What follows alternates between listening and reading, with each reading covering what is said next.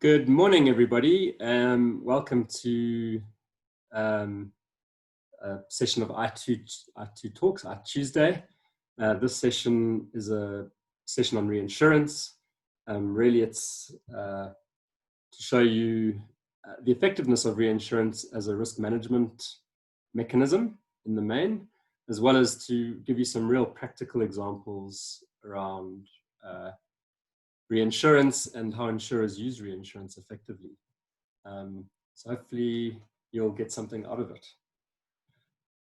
So in real simple terms, there's a lot of jargon with reinsurance, a lot of complex terms, but in its simplest form, reinsurance is insurance that an insurance company purchases from another insurance company or reinsurance company, professional reinsurance companies, to transfer their risk and insulate them from the risk of major claims or major events in the main. And the insurer cedes or passes on part of its own liabilities to another reinsurer. And us as the insurer is called the cedant, and the entity taking the risk is the reinsurer. And as I said, it's a very capital effective mechanism for insurers, which I'll demonstrate a little bit later as well.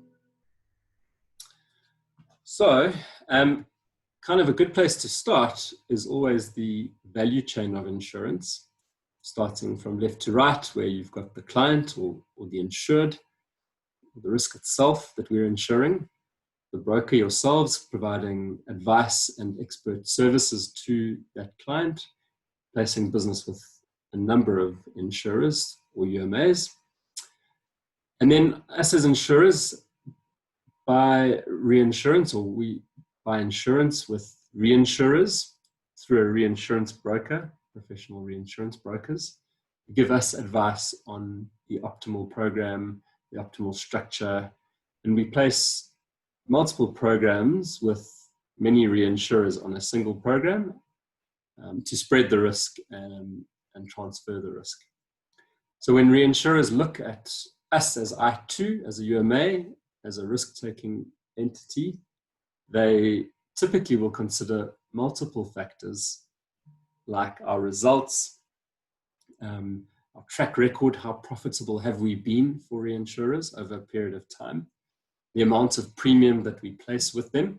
So critical mass plays a big role in the cost of our reinsurance, as well as the exposure. So the types of products, the size of the exposures we're placing with them. Is it mainly corporate, commercial, or personal, and the spread of products. Reinsurers themselves also buy reinsurance, which we won't go into today, but that's called a retrocession, and that can be largely smaller reinsurers who are placing reinsurance with large global multinational reinsurers like Munich Re, Swiss Re, Hannover Re, as an example. As I said earlier, there's a lot of benefits to reinsurance for us as insurers. The first one is really around sharing in the risk. So we can share in large risks and write higher capacity risks than we could on our own in sharing with reinsurers. It's a very effective income smoothing mechanism in that we can buy protection for large losses or catastrophe events, for example, large fires, weather events, hailstorms, and that helps smooth our results and ensure that our results are more predictable. It's a very effective capital relief mechanism because capital for insurers is calculated on our net exposure after reinsurance. So it's a cheap form of capital relief, if you like. And then I think, importantly, we leverage reinsurers, given their size and strength and expertise, very much in the space of underwriting expertise, developing new products together that they may have developed overseas that we want to bring to Africa, and claims expertise, significant claims expertise that they have in seeing lots of portfolios and having lots of data. Ultimately, that creates a manageable and profitable portfolio of risks for us as an insurer. This is just to demonstrate the top 10 global reinsurers as at the end of 2019. Swiss Re recently took the mantle as number one reinsurer. So their total premium is just over $42 billion, so quite significant, and quite evenly split between life and non-life. So sort of 50-50 life premium and 50% short-term insurance. Munich Re also kind of 50-50 split. So they certainly are the two largest, and both grew in the first half of this year and in 2019 in top line. And I think this top 10 traditionally has been dominated by European and American reinsurers. We are seeing a shift, particularly if you look at the 10 to 20 list in Eastern reinsurers. China Re is number 7 there. Tokyo Marine, Korea Re, GIC India are all in the top 20 now. And so that is quite a big shift as those economies grow. Those reinsurers certainly benefit from that growth and are also becoming global in nature, I would say. So whilst the top 10 reinsurance groups account for about 70% of the top 50's global premium, and whilst there was growth, as I say, in 2019 and in the first half of the year, we have seen operating performance decrease. So poor trading results have been posted by a number of reinsurers. We've seen trading results from the likes of Swiss Re, Hiscox, AXA, big players posting combined ratios of over 100% and negative return on equity, both as a result of COVID and some catastrophe events as well in Europe and the US. And importantly, we've seen, post-COVID or during this COVID period, in the last 3 months, a third of the top 50 reinsurers have taken steps to raise more capital. And that's significant. And that plays out in our own reinsurance pricing, which us as iTOO experience now on 1st of July. And it's certainly what leads the hard market, and the hard market pricing from the major reinsurers flows down to us as insurers and through to our clients as well, ultimately. This is just to show, COVID's obviously topical at the moment, the reserves that some of the big reinsurers are holding, the contingency reserves for related losses as a result of COVID. So just over and above their normal results. So you can see Allianz are raising an extra $1.2 billion. So AXA XL, 1.2 billion, Chubb, 1.3 billion, Lloyd's, 4.3 billion. That's massive. Munich Re, 1.5 billion, and Swiss Re, 2.5 billion. So huge extra reserves. And I think it will take some time to see whether those reserves were adequate or not, and how it ultimately plays out. Largely business interruption and quite a bit of life reserves as well in the case of some of these players as well. Cool, so that's a bit of an intro. So onto sort of the more tangible, practical part of reinsurance. There are two main types or two methods of reinsurance, really. The first one is treaty reinsurance, and the second is facultative reinsurance.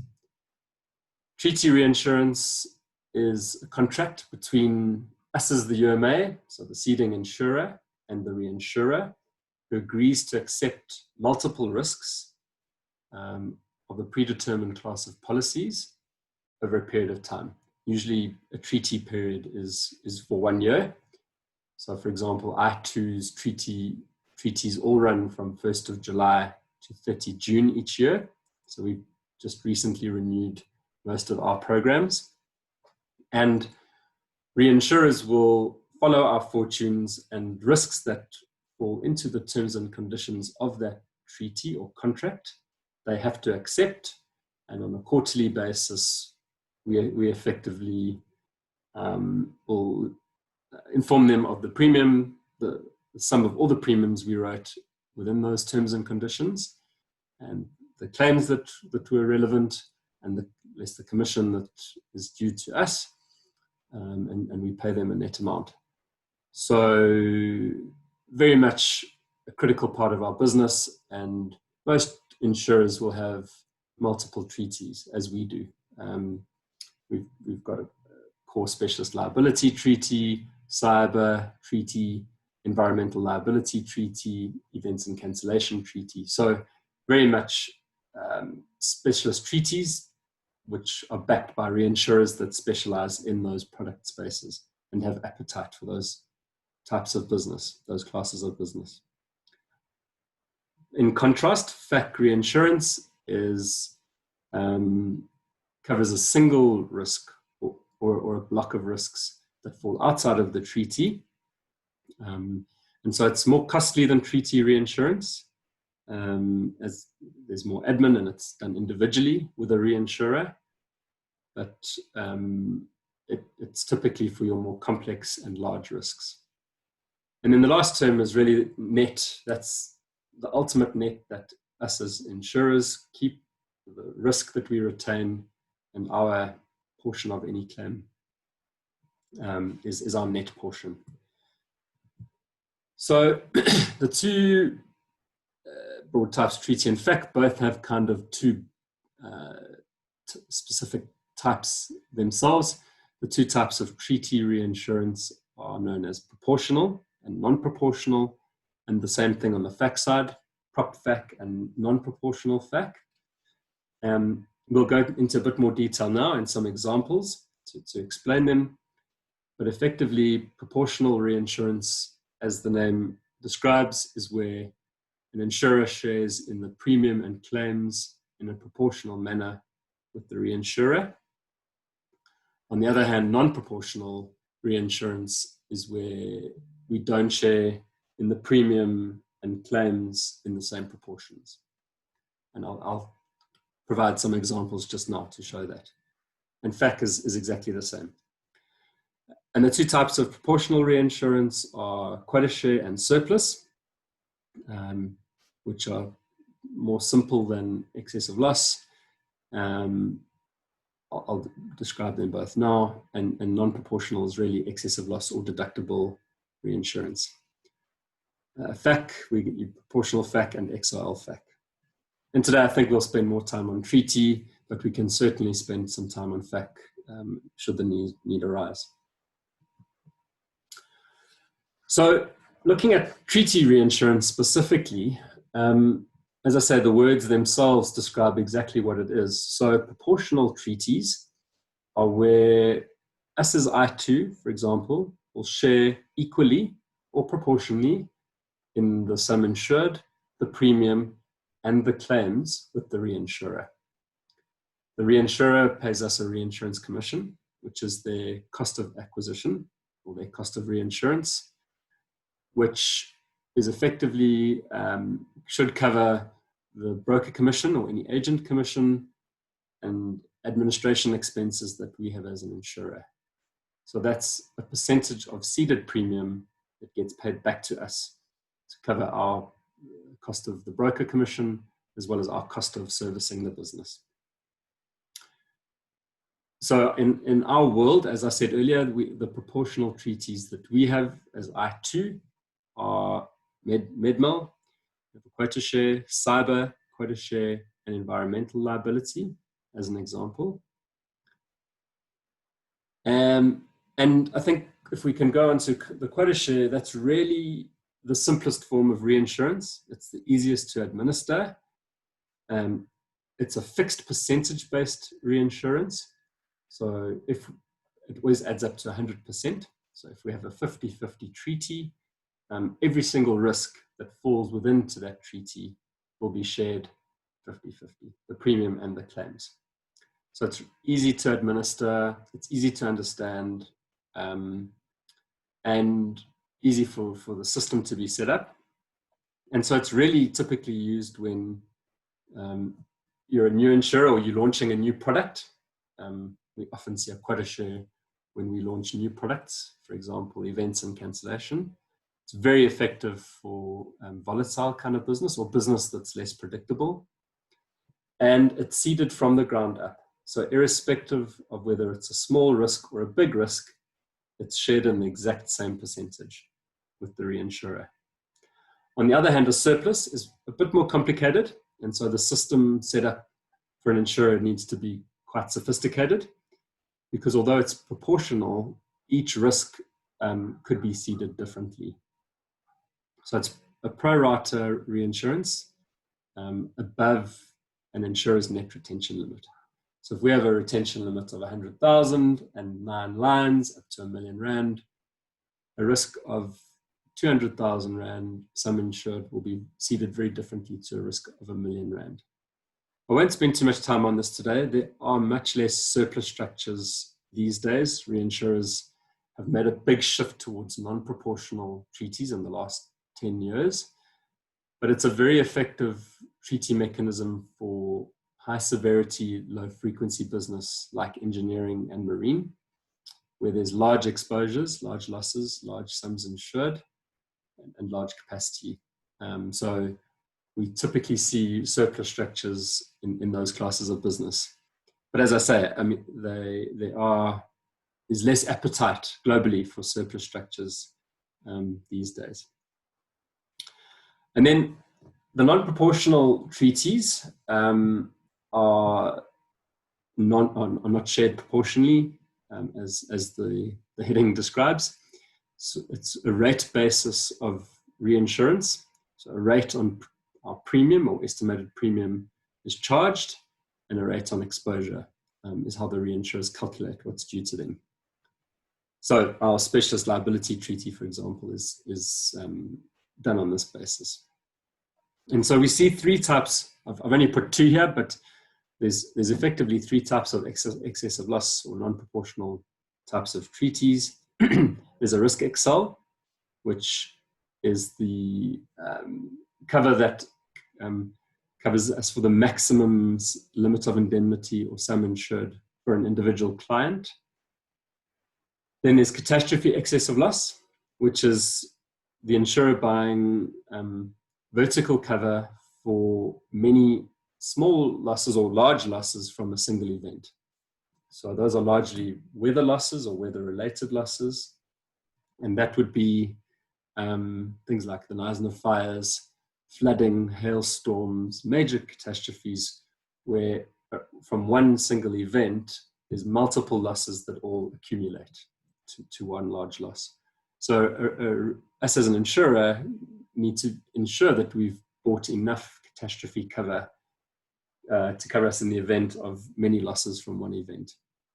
And so we model things like earthquake, fire, hail, and the like, to ensure that should there be a freak event, we've bought enough reinsurance cover. The third type that I haven't listed here is aggregate excessive loss, which in its simplest form is frequency protection for an insurer. So excessive loss is most effective when you've got a low frequency kind of business, a good track record and good data to determine your results and to model your potential results. You see it often with motor books and liability kind of programs. And again, it's becomes most effective when you've got some critical mass and scale. And as I said, particularly a lot of data. Not going to spend much time on FAC. It is a very effective form of reinsurance for large risks that fall outside of our treaty. So risks that are above our treaty limit, we would have to place FAC. Or if the quality of the risk is perhaps substandard, we could use FAC in that instance if we want to expose our treaty to a lower degree. Or if there's a risk that's a treaty exclusion, but we want to provide cover for that client, we could approach Vac reinsurers who have appetite for that type of risk that is excluded. And again, there's proportional Vac and non-proportional Vac, both of which work the same way as the treaty ones do. So I think practical examples are really useful to demonstrate a lot of that terminology. So let's start with a proportional example where, as the heading describes there, once you know what the treaty structure is, then you can understand how the premium and claims will flow and what the reinsurance impact of that is. So the first example here is a quota share, a really simple mid-mal treaty. Let's say it's got a 20 million rand treaty limit. As does iTOO say, we've got appetite for 10 million rand per risk. So 10 million of the 50 million is 50%. And so we cede 50% to a panel of reinsurers. So it's a 50-50 quota share treaty. And the reinsurers pay us a reinsurance commission of 30% on that ceded business. 20% of that 30% is to pay for broker commission and 10% for our admin expenses. So if we have two clients, client ABC has a limit of 10 million rand and we charge a premium of 10,000 rand. Our net premium as iTOO would be 5,000 rand. We would cede 5,000 rand to the reinsurers, which is 50%, and they would pay us back 1,500 rand, which is 30% of the ceded 5,000 rand to cover our acquisition costs and expenses. Client number 2, XYZ, has a limit of 20 million. We charge them premium of 20,000 rand. Again, we would retain 10,000 rand. We would cede 10,000 rand, and we would get back reinsurance commission of 3,000 rand, which is 30% of the ceded 10,000 rand. I think good point to note, we often also get a profit share on proportional business, which is share in the profits after claims and expenses are taken off for the reinsurer at the end of the period. Normally 24 months after an underwriting period is when they would look at a profit share calculation. It doesn't apply to non-proportional business. So profit shares only apply to proportional treaties. So if we look at a claims flow then, on that same treaty, the 50-50 treaty, so the first client, remember he had a limit of 10 million, has a gross loss of 1 million rand. We would pay 500,000 rand and the reinsurers would pay 500,000 rand. And that makes sense. We've paid them 50% of the premium, so they need to pay for 50% of the claim. So it's proportional. If there's a loss of, limit of indemnity of 20 million rand, so a loss of, and he has a full loss, total loss of 20 million rand, again, we would pay our maximum exposure of 10 million and reinsurers would pay 10 million. So again, it's logical and makes sense. Everything flows proportionally. Once you understand the limit of indemnity and your 50-50 or 60-40 or 30-70 treaty structure, the premium and claims follow in that same percentage. We pay quarterly typically for proportional treaties and sum up all the policies that we wrote for the period, and then we'll pay over 50% of all of those premiums to the reinsurer, less our 30% commission and their portion of the claims is what we would pay on a quarterly basis. By contrast, a non-proportional example, there isn't proportional sharing. So if we say had a PI treaty of 100 million limit, so 80 million excess 20 million, if we had a 20 million excess or net or deductible, all the same thing, with multiple reinsurers where a lead reinsurer would provide pricing and lead terms, that means the maximum we could insure for any one client is 100 million. So if a client came, with a request for 150 million cover, we would have to place 50 million FAC on top of the 100 million treaty. But let's show two examples now. Firstly, how the premiums flow. So we would estimate for the upcoming year, let's say 1st of July 2020 to 30 June 2021, that we're going to write 100 million gross written premium in total. The reinsurers say, fine, we will charge you a rate of 10% on that 100 million, which is 10 million rand. But to give you a bit of leeway, because that is based on an estimated premium, we'll charge you a 90% minimum and deposit premium. So 90% of 10 million is 9 million rand. And we either pay that 9 million rand half yearly or quarterly. If it's half yearly, we would pay 4.5 million on the 1st of July and 4.5 million on the 1st of January to the reinsurers. They would look at our excess of 20 million when they're obviously looking at their pricing and the 100 million premium and our loss history, and that's how they come up with the rate. And as I say, our maximum treaty limit then would be 100 million per policy. At the end of the year, if we did do more, let's say we had a really good year and we actually had premium of 120 million rand, applying 10% to 120 million gives you 12 million. We've actually paid them 9 million. So we would pay an adjustment premium of 3 million to get to the 9 million, because that's greater than the minimum deposit premium. On the other hand, if we have a less successful year and we only wrote 85 million GWP, if you apply 10% to that, that's 8.5 million. The MDP would apply still, the 9 million. So that the minimum deposit premium is the minimum we would pay. So they don't adjust that downwards. So we would certainly need to ensure that we budget accurately and correctly so we don't pay more than we should. Because in this instance, 9 million premium that we paid to the reinsurers divided by 85 million is 10.5% rate.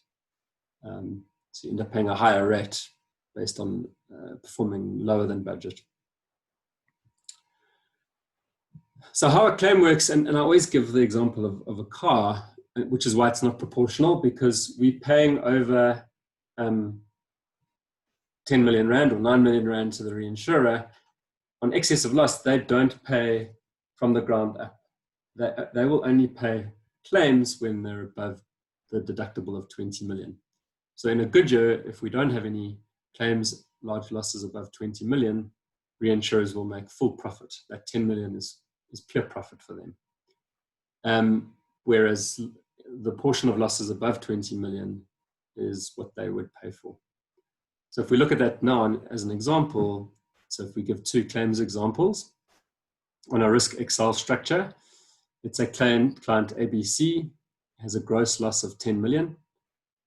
We would end up paying the full 10 million because it's within our excess. So there's no payment from reinsurers. But client XYZ has a large loss of 50 million. Let's say it's an attorney PI claim. We would pay 50 million to the customer. Our net or our excess on this treaty is 20 million. And so we would recover 30 million from the excess of loss reinsurers. And so the reinsurers would have paid 30 million loss, but we've only paid them 10 million premium for the year. So for the following year, you can certainly expect a large increase in our excess of loss rate. And so I think this demonstrates quite clearly that this is a non-proportional kind of relationship. We pay a rate as you do for your car insurance. And if you have a whole bunch of claims within your excess, that's for your own net account. And the portion of losses above 20 million reinsurers would pay above our excess. So it does provide severity protection, and we need to manage the frequency as an insurer. So the trends these are just sort of some of our thoughts that we're seeing in South Africa, Africa, and international. Firstly, the reinsurers' results are severely under pressure, and we're seeing combined ratios above 100%, averaging about 107% for the first 6 months of the year. Reserves for COVID losses we showed earlier, and I think the impact that's having on reinsurance capital and capital raising required, the cost of capital is significant. and drives that hard market pricing driven by reinsurers increasing our own pricing, which we experienced despite our good results. And as we have an international panel of insurers and reinsurers on our panel, that's unavoidable, that flow through. We are seeing a request for particularly bigger risks, and for example, in Mozambique on the gas projects where the funding is coming from international banks for S&P and AM Best ratings. The challenge for South African insurers is that our sovereign rating is effectively junk status, so we can't get A-rated S&P. And so we do come up with efficient facultative structures to facultatively reinsure to S&P rated reinsurers. And there are other kind of structures we can use, but it is a challenge, and especially in the large risk space, the corporate space is becoming a challenge. I think in the African context, we're seeing a big shift towards compulsory reinsurance sessions. Local and state reinsurers require a certain percentage to be ceded to them before premium can, it's called premium flight, before premium can move out of the country. In East Africa, for example, the 3 local reinsurers have to be offered 35% on any reinsurance spend before it can leave Kenya. And so there is certainly strict legislation around localizing reinsurance premiums, keeping it in country. And so very strict rules around FAC and placing FAC out of the country. Fronting is really, in many countries, no longer allowed. And yeah, fixed percentages on local retention. Nigeria, for example, has a local content law. 70% of every risk has to be retained locally, which does make it a challenge operating in those environments. And I think lastly, the trend to reinsurers looking to evolve models, their model from being really a pure wholesaler to a partner and underwriter of choice with an insurer, is a big trend. And that's because of the big data they've got, their risk management tools, sophisticated weather and modeling tools that they have developed over time, catastrophe models, means that they can actually move up the value chain and design new products, start playing in the retail space, developing businesses. And so many of the large reinsurers globally have innovation labs and have made insurtech investments as well. And so I think, that's an important trend to take note of. And we certainly partner our big reinsurers in developing new products, developing underwriting guidelines, pricing models, given their scale and more statistical certainty. So that was a real quick introduction to what I think is a complex topic. I hope it was useful, and very happy to send out this presentation and have individual calls or sessions if should that be required. Yeah, thank you very much, and hope you all stay well. Thank you.